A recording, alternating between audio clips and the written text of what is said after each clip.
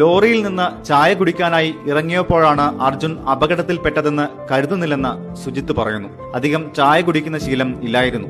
വണ്ടിയിൽ ഉറങ്ങി രാവിലെ എഴുന്നേറ്റാലും പുറത്തുനിന്ന് ചായ കുടിക്കുന്ന പതിവില്ല.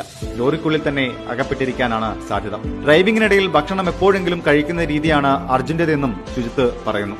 വീട് പണിതതിന്റെ സാമ്പത്തിക ബാധ്യതകൾ തീർക്കാനുള്ള ഓട്ടത്തിലായിരുന്നു അർജുനെന്ന് സുജിത്ത് പറയുന്നു.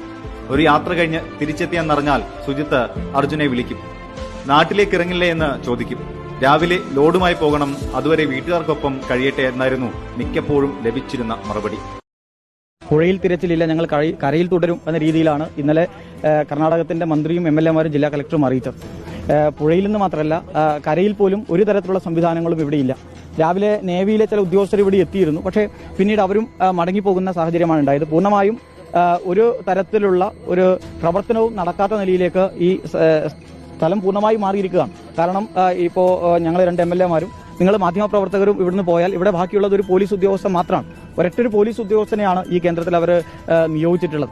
സ്വാഭാവികമായിട്ടും നമ്മൾ ഇന്നലെ പറഞ്ഞ പോലെ തന്നെ ഇവർ തിരച്ചിൽ പൂർണ്ണമായി അവസാനിപ്പിക്കുന്നതിന് വേണ്ടിയുള്ള നീക്കം തന്നെയാണ് തിടുക്കപ്പെട്ട് ഇന്നലെ 3 മണിയോടുകൂടി പ്രഖ്യാപിച്ചത്.